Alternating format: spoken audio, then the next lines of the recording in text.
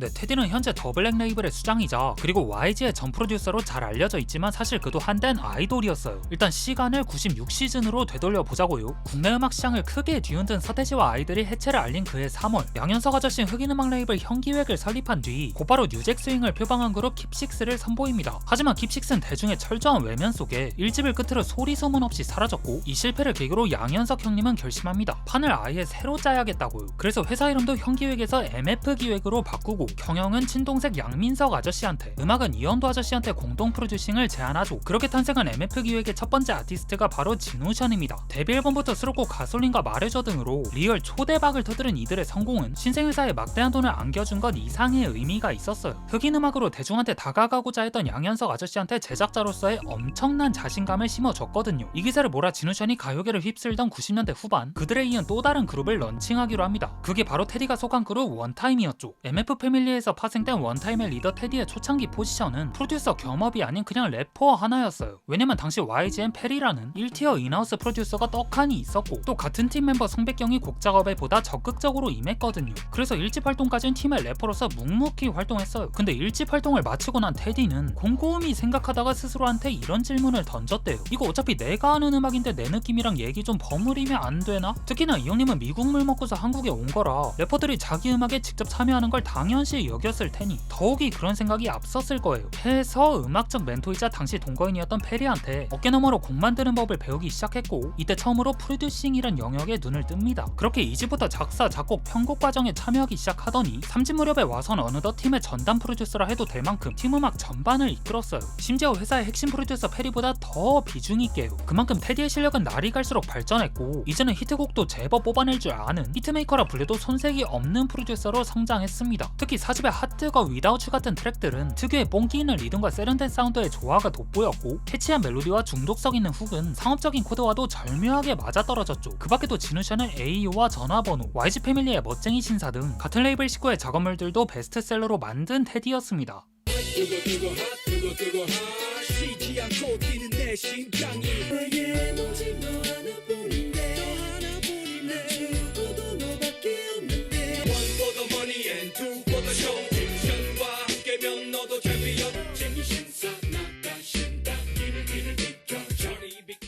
참고로 원타임은 당시 메이저 아이돌 힙합 그룹, 힙합을 돈벌이로 이용하는 나쁜 집단으로 분류됐기에 언더그라운드 팬들과의 마찰이 심했대요. 그래서 가리오는 진짜고 원타임은 가짜다, 이런 이분법적인 잣대로 인해 이 형님들은 약간의 내려치기 당한 감이 있었죠. 하지만 시간이 지나면서 이 당시 원타임의 음악을 듣고 자란 힙합 꿈나무들이 훗날 성인이 되고 커리어를 쌓는 과정에서 그들의 음악에 영향받은 작업물을 발표하기도 합니다. 대표적으로 뱃사공의 777, 더타운 같은 앨범의 수록곡들에서 원타임 사운드를 오마주한 흔적들이 드러나죠. 이는 당대엔 상업적이란 이유로 온전히 인정받지 못했던 원타임의 음악이 다음 세대 아티스트들에겐 창작의 자양분이 되어 새로운 형태의 음악으로 꽃피운 거라 볼 수 있습니다.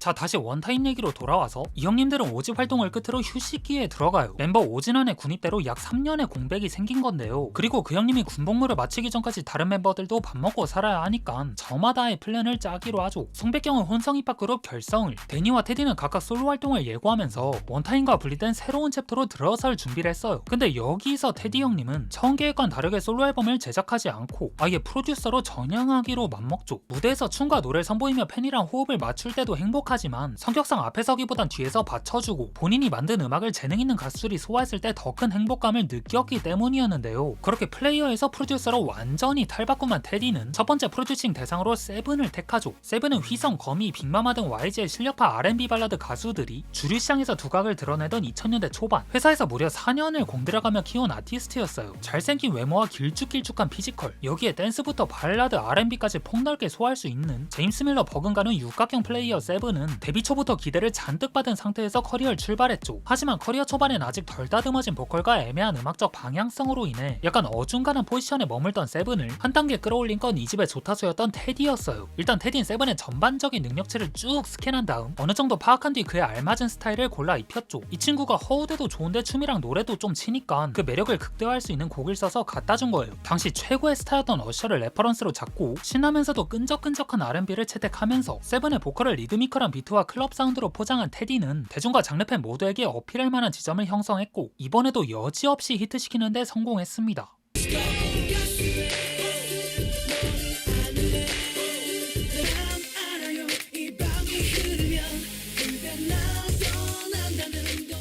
자, 근데 0809 시즌을 기점으로 테디 형님의 위상은 이전과 비교해서 리얼 몇십 배는 올라갔어요. 다들 눈치 까셨겠지만 이때가 YG의 전성기를 이끈 두 그룹 빅뱅과 2NE1이 K-POP 최전선에서 한다까리 하던 시기였고 이 둘의 프로듀싱을 테디가 동시에 맡았거든요. 빅뱅의 정규 2집에선 타이틀곡 붉은 노을을 포함해 총 7트랙을 책임지며 초대형 신인의 팬덤을 보다 넓은 세대로 확장시키는 데 성공했고 1년 뒤에 발표된 2NE1의 데뷔 앨범의 한 트랙을 제외한 나머지 트랙에 전부 참여하면서 1년차 신인 2NE1을 재계약 며칠 앞둔 베테랑 누님 들로 만들어졌죠. 그리고 이들의 한개 묶은 합작 싱글 롤리팝에선 단어 하나를 해체하고 길게 늘어뜨리는 식의 훅 구성으로 나도 모르게 따라 부르게 되는 마성의 매력을 보여주며 광고 음악임에도 차트 1위를 찍는 이례적인 현상을 연출했어요. 근데 여기서 끝이 아닙니다. 뮤지션으로서의 작품성은 인정받았지만 상업적으로는 약간의 아쉬움을 남겼던 이 시기 엄정한 누님을 디스코 한 방으로 그 갈증을 말끔히 해소시켜줬고 또 지금 와서 보면 누구보다 순정파인 태양 형님한테 나만 바라보로 쓰레기 보이 컨셉을 맛깔나게 입히며 이 형님의 R&B 씬에 주목할 만한 신예로 거듭나게 했죠.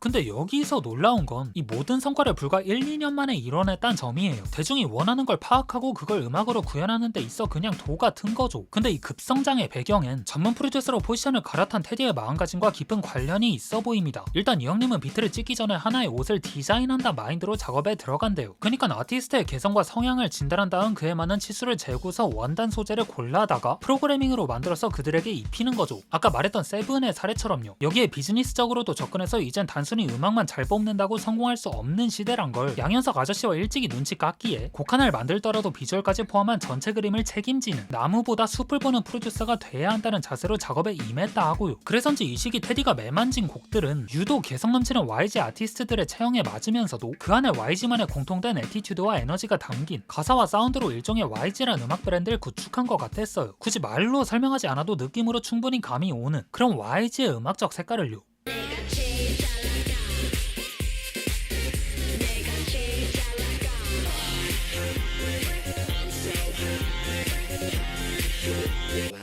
Fantastic, baby.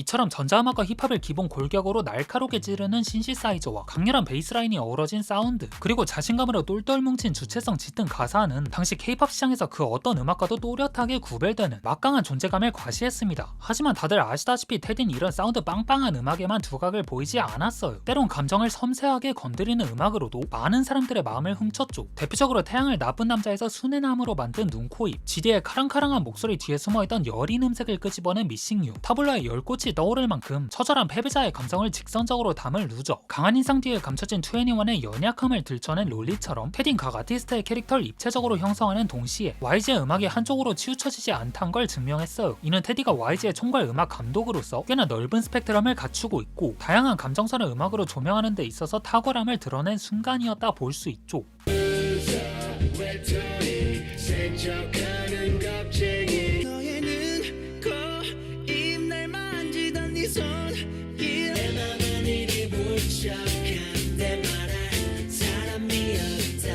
Baby, I'm sorry. 너와 있었던 마음에 사랑하긴 해. 하지만 꺾일 줄 모르는 히트 타율과는 반대로 테디를 위시한 YG 프로듀서 팀의 한계도 점차 드러나기 시작했어요. 그건 YG의 커다란 음악적 뼈대가 갈수록 비슷한 패턴에 머무르고 있단 점이었죠. 전자음악과 흑인음악을 적절히 배합하고 성굵은 멜로디로 듣기 좋은 음악을 구현한다는 점에선 대중이 원하는 음악을 겨냥하고 그게 잘 먹혔다 볼 수 있지만 그 일정한 공식이 수년간 반복되다 보니 결국은 검증된 성공 공식에 의존하고 있다는 인상을 남긴 거예요. 물론 이따금씩 GDN탑의 GDN탑, GD의 원어버카인드, 빅뱅의 M 등이 뒤통수를 후리는 사운드와 작법으로 반전을 쓰기도 했지만 신곡마다 약간씩만 비틀은 무난한 구성의 프로덕션은 소속 아티스트들의 무르익어가는 퍼포먼스와는 달리 컴백 때마다 신선하다는 느낌을 주기엔 다소 부족했죠. 이처럼 테디는 대중의 환호와 평단의 질타를 함께 삼켜내던 중 16, 17시즌에 본인이 프로듀싱을 전담한 두 그룹이 동시에 증발하는 악재에 맞닥뜨립니다. 빅뱅은 일부 멤버들의 군입대 이슈로 2NE1은 갑작스런 해체 소식을 전하면서 테디는 주력 자원들을 필드에 기용할 수 없게 된 건데요. 때문에 이런 상황에서 그들의 공백을 메우기 위한 대형 스타의 발굴은 필연적이었죠. 거기다 2NE1이란 존재를 완전히 대체해야 한다는 중압감은 프로듀서 테디의 목을 겁나게 조여왔을 테고요. 근데 이게 막상 뚜껑을 열어 제껴보니까 그 걱정을 왜 했나 싶을 정도로 16시즌 YG엔 걔 레전드급 걸그룹이 나타나죠.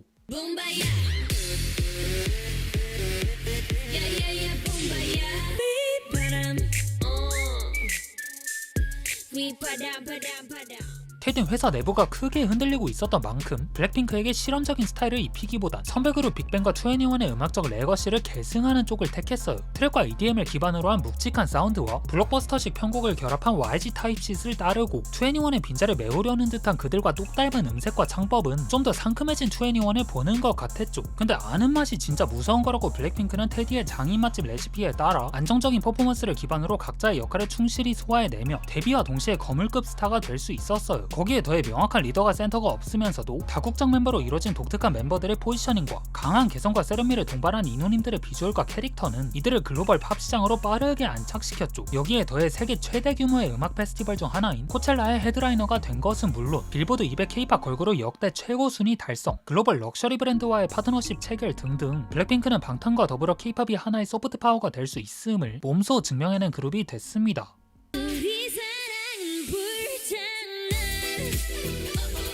Hit you with that 뚜루뚜루뚜 Oh yeah, oh yeah Let's kill this love Yeah, yeah, yeah, yeah, yeah We are the lovesick girls 네 맘대로 내 사랑을 끝낼 순 없어 This stop, crank, venom This stop, crank, venom This stop, crank, venom Get 'em, get 'em, get 'em 이런 블랙핑크는 본인들의 성공에 테디를 결코 빼놓을 수 없대요. 부족한 역량을 끊임없이 푸시해서 어떻게든 끌어내주고 자신들의 생각과 의견을 곡에 적극적으로 반영해주며 인간적으로도 두터운 신뢰를 쌓게 해주는 사람이라면서요. 이처럼 이 형님은 그룹을 진두지휘하는 프로듀서로서 음악과 그 외의 영역에 있어서도 그들을 케어하며 그들을 업계 최고 수준의 레벨로 이끌었어요. 이와 동시에 더블랙 레이블을 설립하고 운영하면서 자신의 독자적인 영역을 구축하려는 움직임도 보였죠. 초기엔 자이언티, 오케이션, 부채, 전소미 등의 플레이어들과 PJ, RT, 빈스, 24 드레스 등을 포함한 9명의 프로듀서를 공격적으로 영입하면서 세력을 빠르게 확장했어요. 그러면서 플레이어들은 플레이어대로 활동하고 프로듀서들은 개인 작업과 YG 아티스트들과의 협업을 병행하며 더블랙 고유의 색을 유지하면서도 YG 산하 레이블로서의 역할도 충실히 수행했죠. 근데 시간이 흐르면서 더블랙과 YG의 관계가 처음과 좀 달라지기 시작합니다. 20년 11월에 발표된 YG 분기 보고서에 따르면 YG는 더블랙을 산하 레이블에서 관계사로 분류했고 21시즌에 외부 투자자가 더블랙의 전환사채를 인수하면서 YG의 지분율은 처음에 거의 절반가량으로 낮아지게 된 거예요. 그러니까 이 시기를 기점으로 더블랙은 YG의 자회사가 아니라 전략적 파트너십만 유지한 사실상 YG로부터 분리된 회사로 전환했다 볼 수 있는 거죠. 그리고 이 일을 전후로 더블랙은 태양, 박보검, 로제, 리정 등을 영입하고 자체 제작 걸그룹 미아오를 데뷔시키면서 사업의 활동 반경을 확장하기도 했습니다. 이렇게 회사의 체급이 올라가는 와중 테디 형님은 블랙핑크 멤버들의 솔로곡과 전소미의 디스코그래피를 채우는 데 집중했고 외부 아티스트들과도 교류하며 본업에 대한 본분을 다하려는 의지를 드러냈습니다.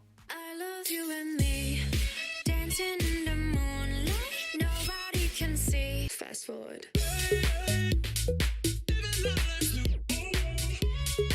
우리들만의 영화야 진짜 주인공은 너였어 Who that girl is